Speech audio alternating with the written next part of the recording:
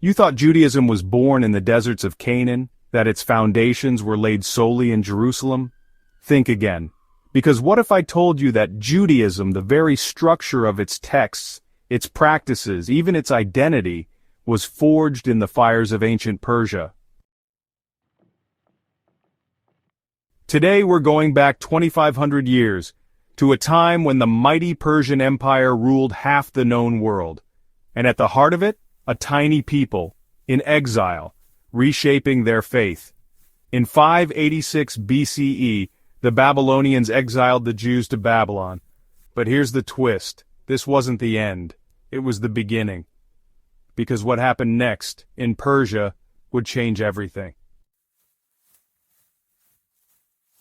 In exile in Babylon and Persian cities like Susa and Ecbatana, the Jews began to do something revolutionary. They wrote, they compiled, edited, and reshaped their oral traditions into the Hebrew Bible. The idea of a singular, all-powerful God, the creation of the Torah as a unified text, and the exile as a theological narrative. All of this crystallized not in Jerusalem, but in Persian lands. Now here's where things get wild. Zoroastrianism, the state religion of Persia, and which some scholars suggest to be the first known monotheistic religion, believed in a cosmic battle between good and evil, angels, demons, a final judgment, and resurrection of the dead. Sound familiar? Some scholars argue that during the Persian period, these ideas were absorbed into Jewish theology. Before Persia, the Hebrew Bible barely mentioned an afterlife. After Persia, it's everywhere. Decades later, two Persian-appointed Jewish leaders, Ezra and Nehemiah, started shaping Judaism as we know it today. They were architects of religion, with Persian imperial backing. Judaism's transformation into a world religion of texts, ethics, and diaspora identity happened in exile, in Persia, under Zoroastrian skies. While the Israelites were rebuilding their identity in exile, they weren't doing it in a vacuum. They were surrounded by one of the most influential religions of the ancient world, Zoroastrianism, the state religion of the Persian Empire, and its echoes would ripple through Judaism in powerful, lasting ways. Founded by the prophet Zarathustra, or Zoroaster, likely between 1200 and 600 BCE, Zoroastrianism was monotheistic in essence, centered on Ahura Mazda, the wise and just creator god. Let's break it down. How did Jewish theology change during and after this Persian encounter? First, angels and demons. Before the exile, the Hebrew Bible has only vague references to heavenly beings, but during and after the Persian period, suddenly you get full-blown angelology, Gabriel, Michael, Raphael, and oppositional figures. Satan goes from being a minor accuser in Job to a cosmic adversary in later Jewish writings. Zoroastrianism had a Meshaspentus, or divine spirits, and Devas, evil demons. The structured hierarchy of good versus evil spiritual beings really mirrors the later Jewish celestial framework. Second, the final judgment and resurrection. In early Israelite religion, there's no clear concept of the afterlife. Death is Sheol, a shadowy underworld for everyone, good or bad. But post-exile, books like Daniel suddenly speak of resurrection, judgment, and eternal reward or punishment. Many who sleep in the dust of the earth shall awake, some to everlasting life, others to shame and everlasting contempt. Daniel chapter 12, verse 2.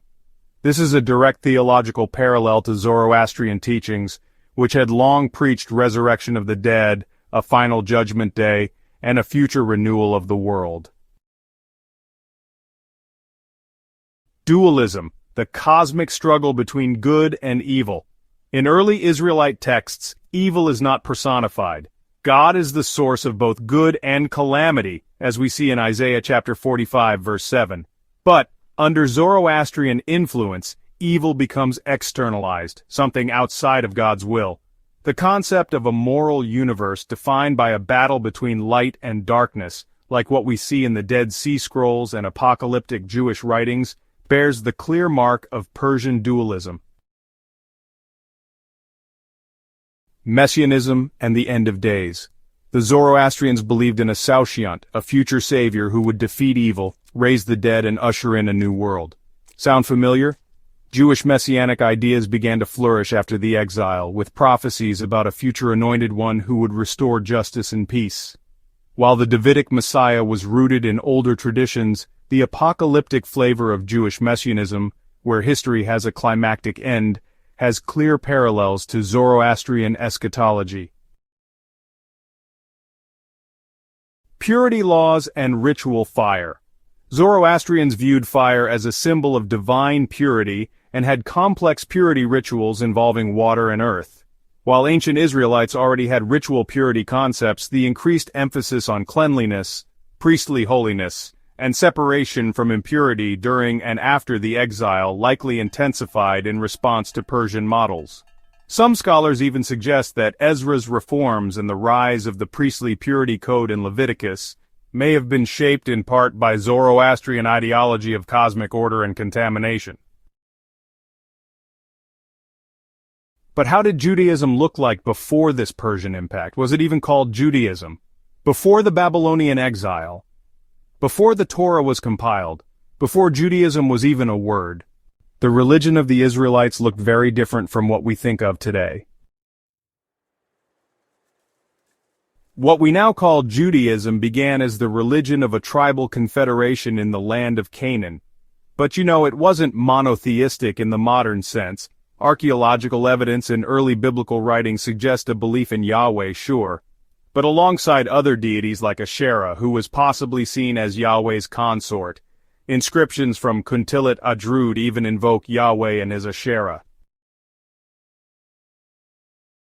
The Elephantine Papyri.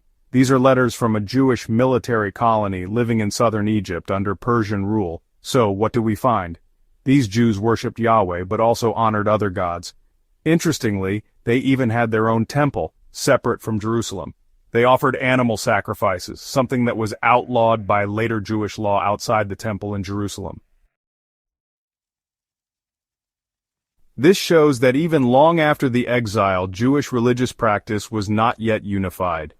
There was really no single Judaism, but many Yahweh-centric traditions, evolving in parallel. So, when do we start hearing the words Jews and Judaism? The earliest known usage of Jews, or Yehudim, actually appears in the Persian period, in Aramaic and Hebrew documents. The people were now named after the province of Yehud, the Persian name for Judah. In Greek, the word Iudaioi shows up in inscriptions and texts around the 3rd century BCE, describing people from Judea, but also, it was increasingly used for a religious community. And the word Judaism, or Iudaismos, first appears in the 2nd century BCE in the book of 2nd Maccabees, during the fight against Hellenistic influence. So let that sink in for a moment. There was no Judaism before exile. There were Israelites and there were Yahweh worshippers. But honestly, the idea of a unified Jewish religion with sacred texts, exclusive worship, and a distinct identity, that was actually born in exile, under pressure, and under Persian influence. The Judaism we know today is not the religion of Solomon, but the religion that survived Babylon, that was reborn in Persia, and that adapted in exile to become one of the world's main monotheistic faiths. If this video flipped your perspective, hit that like button and subscribe for more deep dives into ancient history.